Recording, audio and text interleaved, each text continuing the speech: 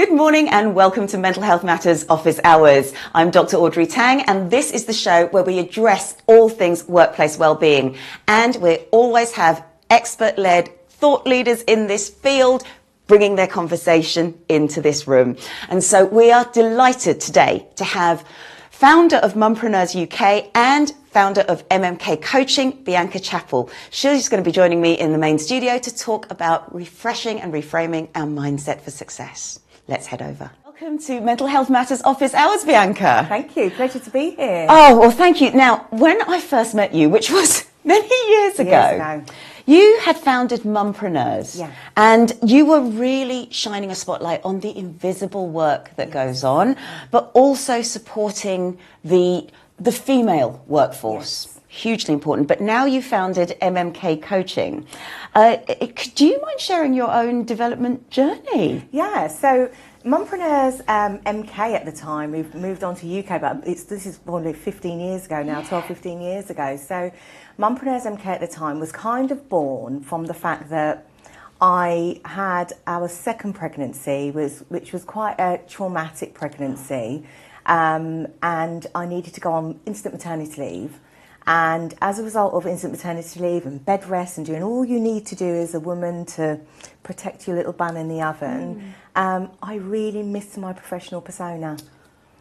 And there was no planning about it, you know, it just stopped. And in that missing that professional persona, back when social media didn't have all the constraints and you could just have a conversation with people across the world. And I remember thinking, I can't be the only woman like this who is so thankful for this journey of motherhood and pregnancy, but actually really also love Bianca, you know?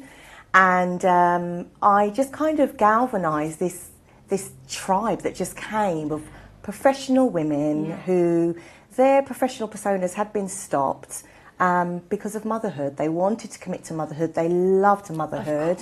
But actually, how do you be a mum and? And I don't know, community development heart, perhaps that's it, brought everybody together and we just became this kind of lovely community of women who, and we're talking accountants, some were hobby businesses, you know, some were real contributions to business that just stopped, maternity leave, pregnancy, whatever.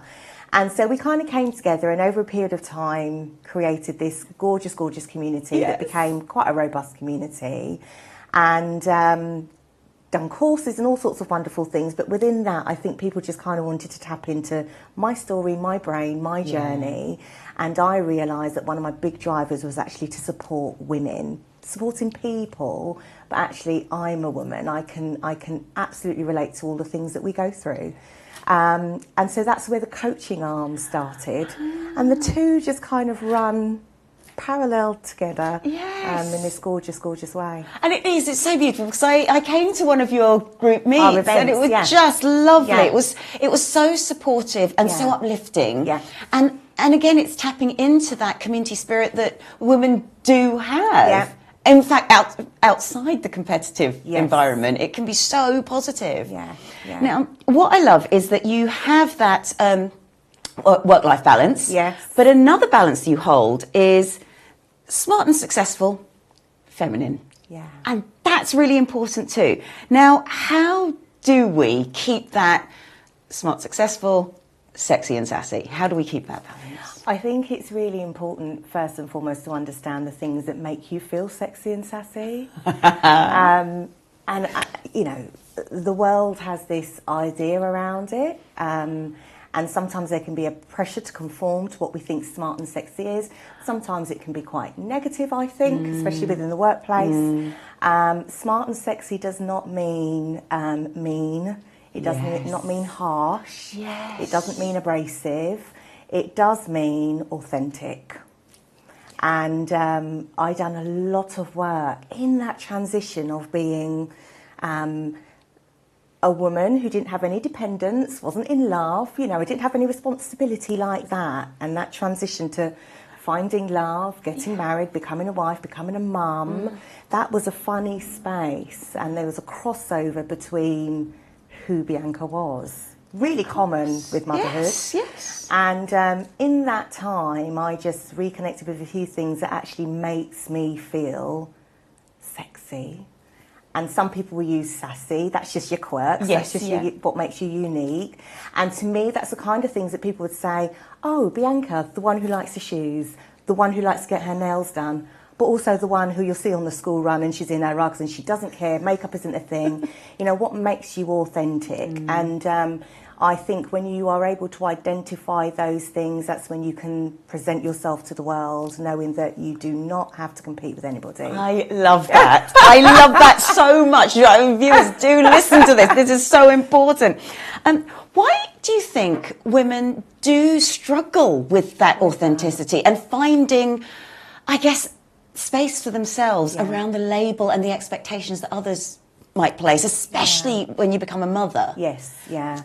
I think the world has become so accessible now, and with the world becoming so accessible, I think it's really easy to feel like we have to adopt characters. True.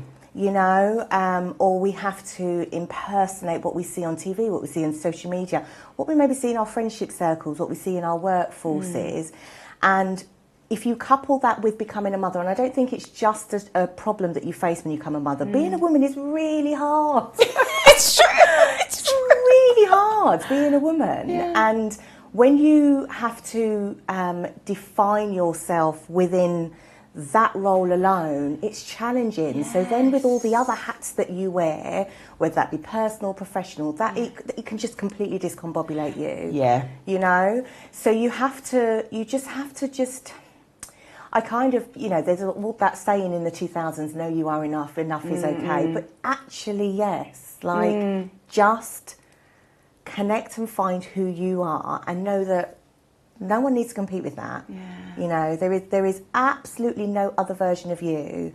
And nobody wants to get to a certain age where they just kind of think, oh, I wish I did. Yeah, of course. I wish I could have. Yes, yes, because age is one of those things where it will affect us. So we may not be as mobile and so on. Yes.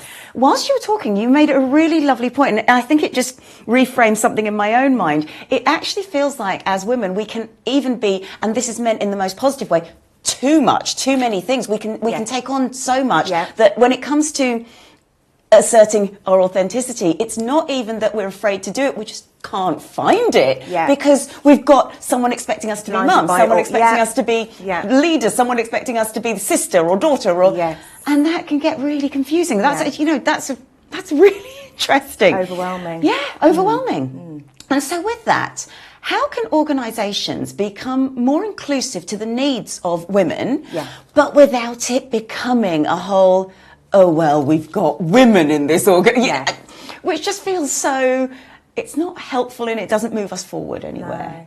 No. I always, I am of the viewpoint that when you are in leadership and that can be, it doesn't have to be within a professional perspective, because we have leaders in our families, leaders in friendship groups, all sorts.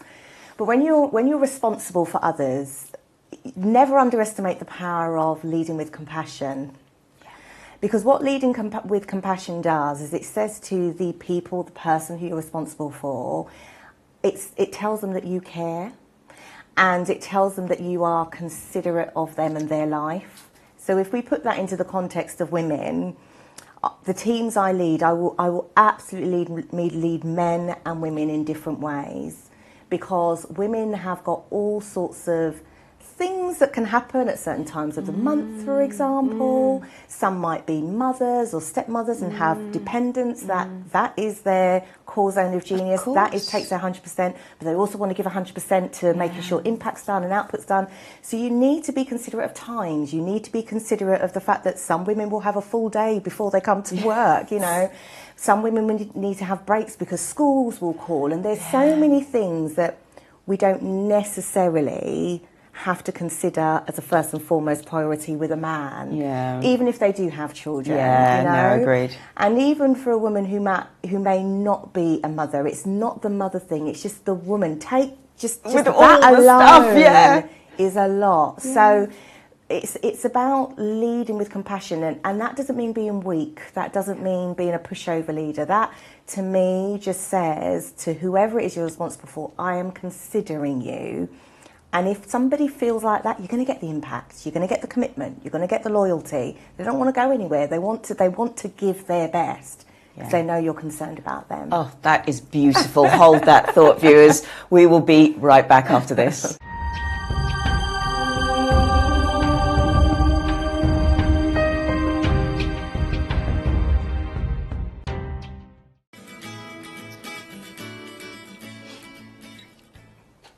Welcome back to Mental Health Matters Office Hours. I'm here with Bianca Chappell. She is a coach. She's the founder of Mumpreneurs UK as well as MMK Coaching.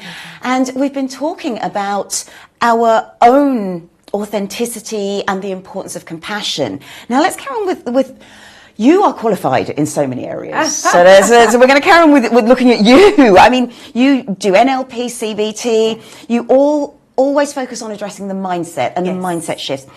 What are some of the barriers you see in your clients? Self-belief and comparison syndrome probably are the two main ones. And that can be for anybody, any walk of life. You know, I think just as people, we tend to just compare ourselves to the next person, sometimes not even realising that we're doing it. But what we do realise is how that impacts us, because suddenly when the confidence comes, the self-esteem gets a little bit dwindled, you know, social isolation, anxiety, all these sort of things come, and you realise, I guess our role in the helping profession is to help people identify what that's steeped in. Yes. And so, the two themes for me would definitely be that, just especially that comparison syndrome. That's a huge one. And the minute you said it, I know I have that. We all do. Yes. I mean, how have you experienced it and how have you been able to address it? And I'm going to take notes. I think, honestly speaking, I don't think we ever get over it, because I just think as humans, that's who we are, that's what we do. Yeah. What I have found at certain times in life is easier to control. That's interesting. And I've realised that with age. You know, I think if I had considered it like that in my 20s, I probably would have done far more and just been far more accepting and kinder to myself. But certainly now, I'm at that point where I realise it's the wave is easier to ride, and even when you feel like that wave is not riding, you can't take control of it, just lean into it. It's not going to last forever. So that sense of self-belief, everyone has it, but just sometimes some people are able to put a few things in place to present as though everything's okay without being false, because I don't believe in that fake it till you make it thing. I think that is a false narrative, but just being able to just lean into it and just say, okay, this is how I feel, but I'm not going to let it overtake me. I like that. I like that a lot. Do you have any particular exercises or any things that we can do almost sort of immediately when we feel that? So just as an example, one thing I do is if I'm scrolling through the social media and I see someone and I think, oh, you know, they're doing this, sometimes I'll actually reach out to them and ask, well, how did you do that? Could you help me? That sort of thing. And actually, if they respond and they're rude or something like that, it already immediately makes me think, well, I didn't want to be like you anyway. Absolutely. So, you know, do you have any sort of quick tools there? Two quick tools. The first thing I always think, you know, in that moment of overwhelm, never underestimate the power of the breath. Yeah. Everyone has it. It's free. We are all doing exactly the same way. But we never really, it's so, you know, we never really give any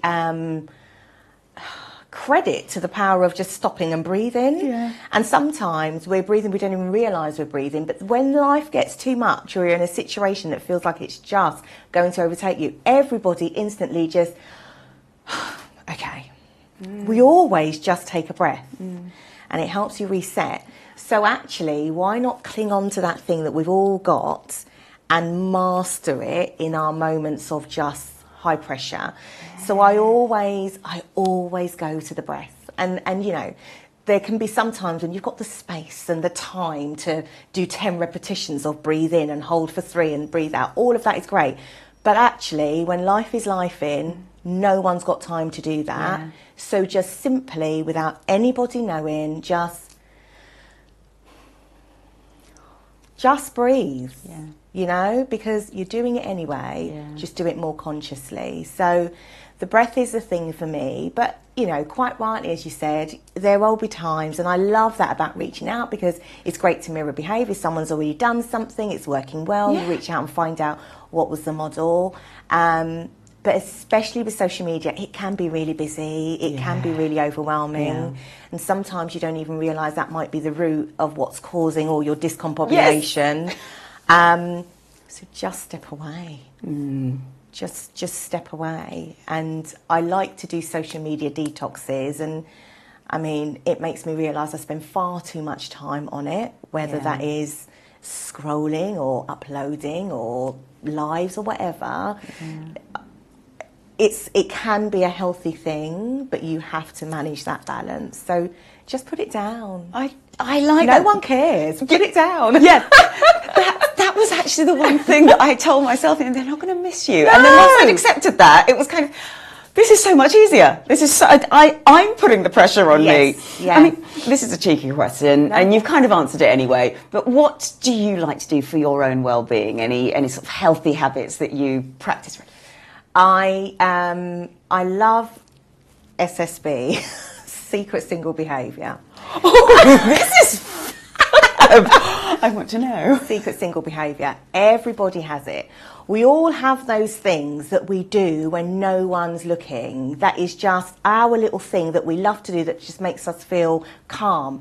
And that can be, my thing is watching trash TV. Nobody in the house likes it. I love to just watch reality TV shows, especially the ones across the pond in America, because it's so far from my life. You know, and my husband will always be like, oh, you're just watching people argue. But no, they're just dressing nice, they're having lovely teas, they have an argument. But that's my secret single behaviour. So I will do that when I just need to just switch off. I love it. Everybody has their SSB. Everyone. Sometimes we don't even take account of that's what we like to do. But you have it. So find out what that is and just do it. I adore just switching off and watching trash TV. I love to cook. Nobody's in the kitchen. That's my time. That's my SSB. That is one of my secret single behaviours. If I was on my own and nobody was watching, I didn't have a care in the world, what would I do to make me happy? It would be to watch trash TV or to cook. So, yeah, they're my two things. They're my two quirks, if you like. Oh my God. We all have them. Yes, yeah. And tell us in the comments what yours are. That is brilliant. SSB. What's your SSB? Yes. Yeah. Oh, I'm going to be, I know, yeah. I will sometimes just eat a whole family bag of crisps by myself. And that's okay. And I will enjoy every single crisp. and you know, with you saying that, do it guilt-free. Yes. And that's what makes it your secret SSB. Yes. You do it and you do it guilt-free. There's no judgment. Yeah. As long as it's obviously healthy in every way. Yeah. You do what you need to do to just take a moment. Love it. I love it. Oh, Bianca, you're wonderful. Stay with us, and we'll be back after this. Hi there, I'm Dawn Livingston, your host on the Transcend and Succeed show. Join me Fridays at 2 p.m. Central for limitless inspiration and ways to help you transcend your limitations. Tune into the Achieve TV network and the Voyage to Vitality channel. Transcend and Succeed show, right here on A360 TV.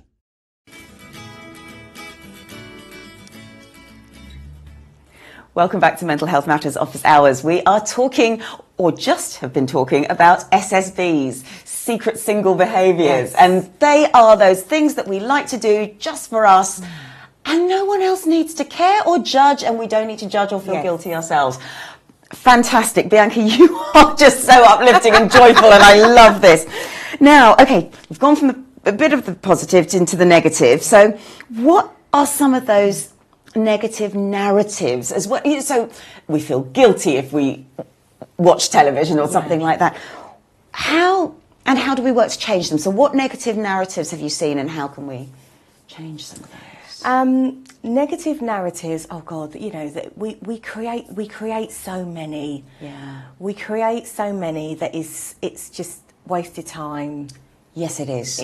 We are never going to get that back. And I preach to myself here, you know, if we were to sit and think about all of the things that we frame our life around, that actually don't serve us, we realise we are wasting so much time. So a way of changing that is just breaking it down into a simplest form. What are the things that are actually making me feel a way that I don't really want to feel like? What are the things that don't really serve me? And can I put it down? Often, yes. There are a few things that are responsibilities, and so we can't. Yeah. But actually, by removing the things that aren't responsibilities, that the sun is still going to shine, the world is going to turn, the moon is still going, the tide's still going to come in and out. It's not as big as we really think it is. Yes. And so, I always say to clients, if you were to put that down once you've identified it, if you were just to put it down, whether it be stop it or stop it for a while or just pause, what really is going to happen?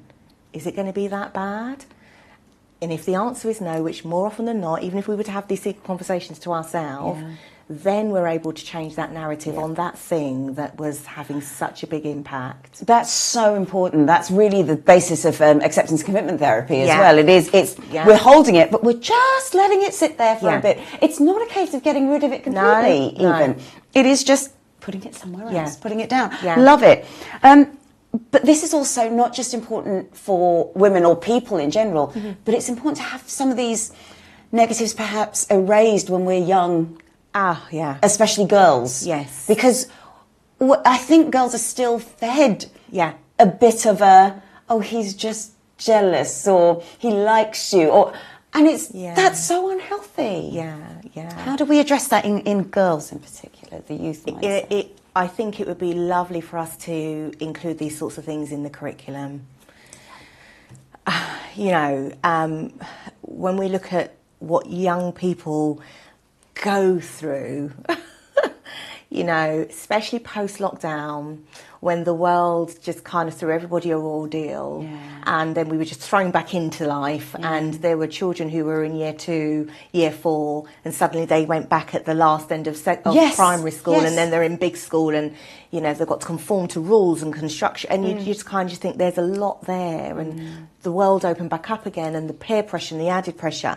So if I was to make any contributions, it would be, let's get and meet the kids where they are, which is their setting of education. And let's, alongside the academic curriculum, which is, we all have a commitment to do that, that's why kids are there, but actually, what about a holistic curriculum? How can the two run together? And there are some schools doing fantastic work around pastoral support and emotional support for children, but it needs to be more, because if we can get it young, when we grow up as women and men, it's you've got more of an idea. It's almost the same debate that people have about learning about periods. Boys will need to know. Absolutely. Because they will likely have sisters or wives or girlfriends who will be going through. Oh, absolutely right. It is about changing the narratives and the things that we've already put on. And making them more inclusive. Now, you are a champion for women supporting women, and I love this. And I noticed there is a sisterhood out there. But it reminds me of something you said earlier about how smart and sassy doesn't mean being mean. And yet there is almost this, again, narrative that women can be threats to each other, or it's about being the mean girl. And that it doesn't actually exist, I don't think. Well, it does in some places. But not in the ones that I prefer to frequent. That's such a big topic. It's there's so many layers to that, and I do see it a lot, and I don't think it's all the time with malicious content, malicious intent. I really don't believe it is. I just believe that, again, this comparison thing. It is, yes. Of women feeling less than because another woman is stepping into her power and, she's too confident. No, she's not. She's just owning the space, and let's cheer her on and say, how did you do it? How can I make that work for me? Is there really such thing as too confident, or is it just that somebody has just decided to just live life as them and know that that's okay. Yes. And if that's really what confidence is, I want it. Yes. So show me how you got it. Yes. And so we should be able to, and it would be, the world would just be so ace if we were all able to just share vulnerably. Yeah. Because people who we look at who are too confident, or the mean girls who, you know, will be mean to others, they weren't always like that. We're not born like that. Life can be unkind to you, and you know, you frame yourself around your circumstance, your environment, your situation. But actually, you know, it doesn't have to be a narrative or a character that you adopt, which is somebody who just no one wants to be around. Yeah, and I think as you're talking, it's just making me think of the mean girl aspect of it. I think is the putting other people down to keep them in their place, and that's behaviour which we don't want. Regardless, it's not nice of females, it's not nice of males, it's not nice of anyone. We would call it bullying if we saw children do it, for example. So I think you're absolutely right. It's just a case of being a bit more compassionate and open. So if you have somebody who's got that narrative or grown up around that narrative, how do you start helping them change that mindset? Because it's exactly as you say, you grow up around your surroundings, and what if those surroundings haven't changed? And if they're not healthy, you know, people mirror behaviour. So you know, absolutely right what you just say, and within context that you will mirror what you've seen, and we see this with education and some of the children that we all will work with pastorally in education. Sometimes it's the sister has done it, the older sister has done it, or the mum has done it. And if you're lucky enough to meet the grandma, you know, and you can absolutely see where how somebody is because that's what they've learnt to be like, or that's where it's their safe space, that's their comfort zone. That's all they know. Familiarity. So I think it would be lovely, and it is lovely when you can, this is not always possible, but it is actually more possible than we think. When we can just, it goes back to that identifying what no longer serves you. Though that mean girl and all of that negative behaviour, it's actually in the minority. If you were to put yourself in a room, you know, that's not how we naturally are. It's very true. How we naturally are caregivers and nurturers and buddies, and we as women, we love a sisterhood, we love the sense of belonging. That's the majority of how we function. It's a very small collection of pockets of people, and you'll see it in the workplace, you'll see it in community, in families even. It's usually one or two people or a couple of people, but they can be, it's almost they assert so much power, but that comes from intimidation. Yes, it comes from bad behaviours. Bad practices. Deep down they know it's not right, but it's easier to do what you've always done and then get what you've always got, rather than do the work to rewrite it. It takes a lot of you. It's such a brave thing to do. Yes. You know? Yes. Hold that thought. Now, we're going to come back to Bianca to give her top tips to close the show, but we're going to take that concept of rewriting over to our next segment, which is Reworked with Dr Stephanie Fitzgerald, and she will be reworking your workplace dilemmas.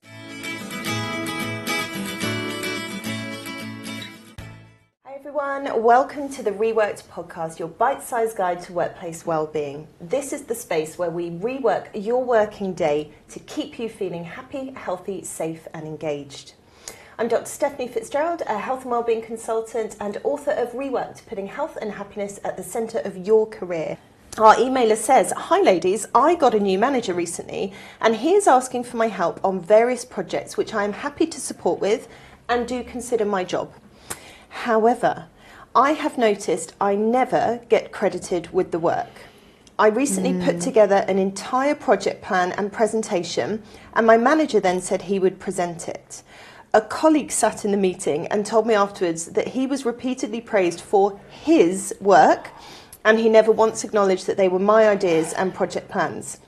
Am I being petty, or should I be credited with work that is mine?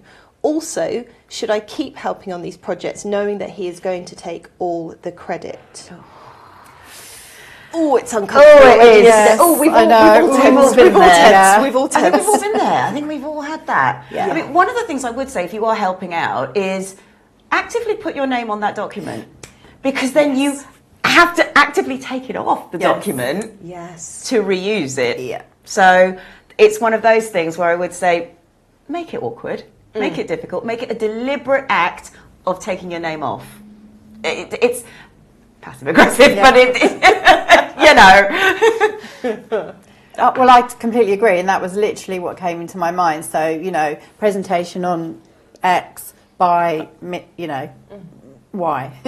Put your name there big, and either he'll leave it on and it will be obvious to everyone there that it's someone else that's done it, or like you say, he'd have to take it off, which I hadn't thought of. But yes, and then that becomes a deliberate act then, doesn't it? Because I think we're in a slightly, in that kind of position, but I think it's a different circumstance. So because Jude, you write our sponsorship letters and that kind of thing, but it's my name that goes on the end of it. You're doing the work, and I cannot take credit for you writing that particular letter, which actually got recognised. But it's about giving the feedback to the person that letter was excellent, and this is what the client said about that letter. Yeah, so which you've done, which you did. There's an understanding sometimes where work is created for you and you are using it, but the credit cannot be taken by you. No, exactly. And I wouldn't. So I write the letter on behalf of yourself, but also the organisation. So, and I'm aware of that. And so, you know, I write the letter and then it disappears, and then whatever happens, because you then take it up, potentially. So it's a team effort. But you're always really, really good at crediting people where credit's due. You always have been, yeah. I think that's part of, I guess you would know this as being an academic as well. You don't cite somebody's theory and then go, oh, well, I just came up with it. You just don't do it. It is etiquette for professionals. If you are using or quoting or citing somebody, you put their name in. As a minimum. Yes. As an absolute minimum, you're putting the right name on it, aren't you? And I think there's something so uncomfortable here in the power dynamic as well. This isn't a teammate. This is a new manager. And you can imagine trying to, you know, build that good working relationship with the manager. They're asking for help with projects. You say, yeah, of course I'll help. There's something very uncomfortable as well for someone to be repeatedly praised and at no point go, oh, you know, thank you so much. I'm really glad this has landed well. I must give credit to my colleague XYZ who, you know, helped. Even if you know, share credit, that's still a bit uncomfortable, but you can kind of forgive that. But to just be like, thank you, yes, no, my project plan is excellent and my presentation is astonishing, and it's like, but you had nothing to do with it. It says so much about that manager, doesn't it? Yes. And it is really uncomfortable. It's just a bit bizarre. I was going to ask about that. If it's saying so much about that one context about that manager, what else are they doing? Yes. What other behaviours are going on there that are not quite right? And the only thing that I was thinking is having those assertive statements. You know, that's not quite how I remember it. That's not quite how I thought that was supposed to be. It's putting you into it and saying, using the I statements rather than the blame statements. But sometimes that can just at least make people stop and think about what they're doing. And in this case, this is what I always think about bad behaviour. Do they even know they're doing it? And in which case, if they don't, it's a much easier conversation than if it's become quite endemic in what they do. But when I worked in a school, I was one of 2 Year 1 teachers, and we took our Year 1 classes to London, and we were sitting outside of where the Mayor of London works, City Hall. City Hall. We were sitting there, and we were sitting there with all of our children, 60 of them, 2 teachers, and Boris Johnson walked past when he was Mayor of London, and we looked at each other, and the other teacher went, go after him, and I was like, you go. Anyway, I went with about 4 or 5 children, and he was doing backup. Yeah, I'm not going on my own. Yeah, their protection. You know, they were literally 5 years old. So we went, and he was doing a piece to camera outside and everything. And his PR guy said, "If you hang on, he'll come and talk to you. Don't worry." Anyway, he did, and he took a picture with us all, which I still have. It's amazing. I mean, forget what happened afterwards. Sure, but sure. At the time, he was a great person, and it was a great experience. Anyway, back at school, in the staff room, the head teacher was regaling this story, but completely swapping the other teacher for me. So, oh yes, this teacher went and got, and this teacher stood there and was like, yes, I went after him, and it was almost like he wasn't aware that he wasn't the person that did it. Oh my! Because literally we had to walk about 100 yards, so he was like right back with the other kids. He had nothing to do with it. It was so funny and so blatant. So that does happen. And if I hadn't seen it, I wouldn't have believed it. Yeah. Yeah, that's so weird. Yeah. So he must have gone back to the head and told her that he had done everything that I had done. And it's not even that important. It's not like I did something amazing that I wanted the credit for.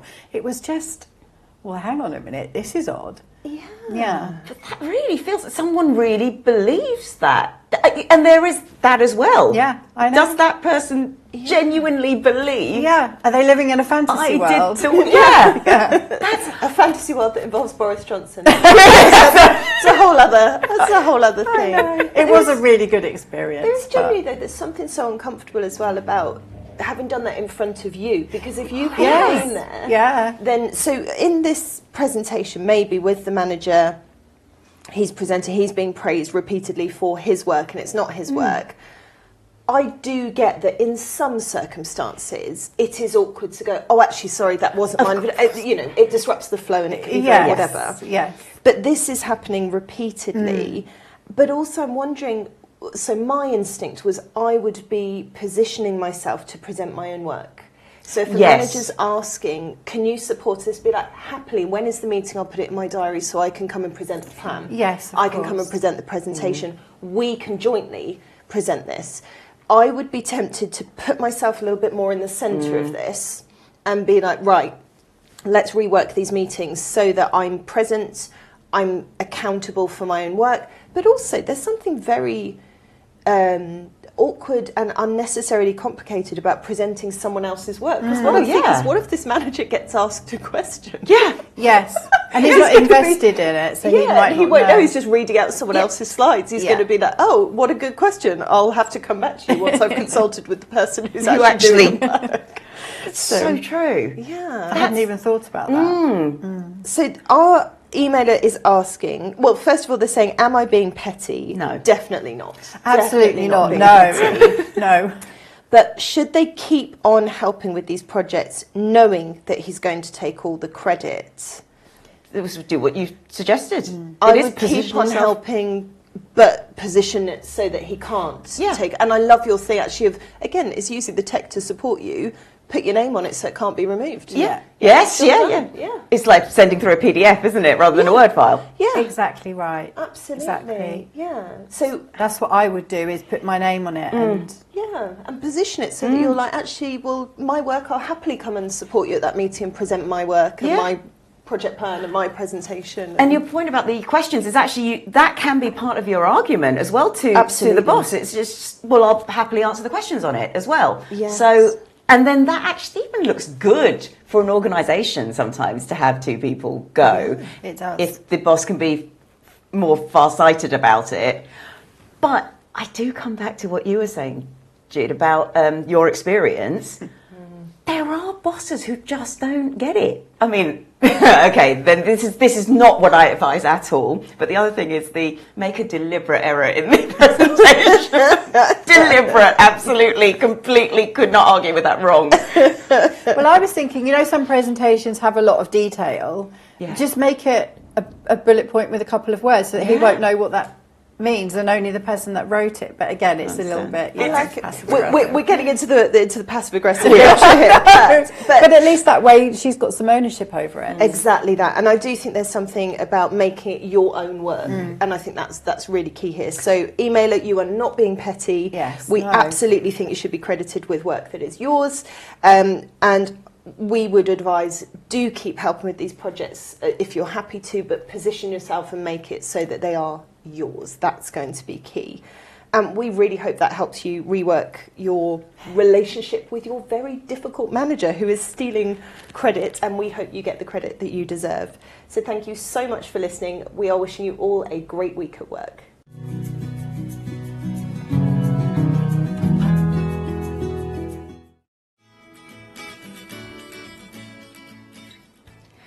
Welcome back to the last part of Mental Health Matters Office Hours. Bianca, it's been so joyful and uplifting speaking with you. Thank you. No, thank you for being here and giving your time.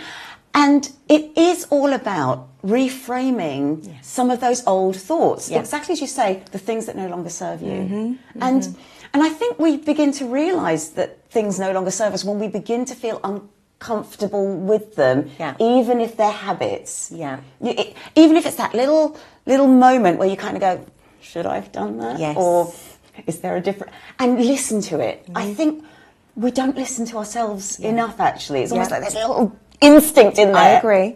Yeah. Oh, gosh.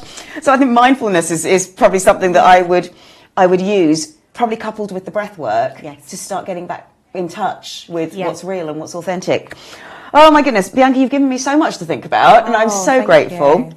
And I'm going to throw it over to you to give your top tips for keeping that healthy mindset. 3 top tips for giving a healthy mindset. So number 1, I would say, is to take time to just, and this can be 3 minutes, 5 minutes, it can be a year, but take time to protect around understanding who you want to be, what you want to do, and what you want to have. And when you're able to do those 3 things, you're able to kind of frame your life around that, and it feels more authentic. And when things feel more authentic, we enjoy doing it more. So that would be my tip number 1. Tip number 2, and I think that ties in quite nicely, we always hear about the idea of a growth mindset. What does that really mean? Growth mindset for me is about being ambitious, but also being open. And when we leave ourselves open in a positive way, in a safe way, it means that we can experience new experiences, and that means accepting new opportunities, and that might be personally, that might be professionally. So if you give yourself the opportunity and the space to do that, then you'll find that you start to flourish in a way that just feels right. And tip number 3 is just don't ever forget the breath. And I know we've already spoken about it in this show already, but when you are able to just be so in tune with your body, you are able to know when panic is coming, when fear is coming, when overwhelm's coming. One of the biggest things that you can do for the mind that just dictates everything that you do is learn how to take control of it. And you can do that by just taking time to just breathe. And just taking control, taking back that control of the fear, the anxiety, the overwhelm, and then being able to step forward. They would be my 3 top tips for a positive, healthy mindset. Absolutely amazing. Absolutely amazing. It's been such a pleasure. Please come back and join us on the show again. Absolutely. I'd love to. Oh, fantastic. And where can we find you? Online, under MMK Coaching, website mmkcoaching.co.uk. Brilliant. We'll put that with the show notes, and have a healthy week.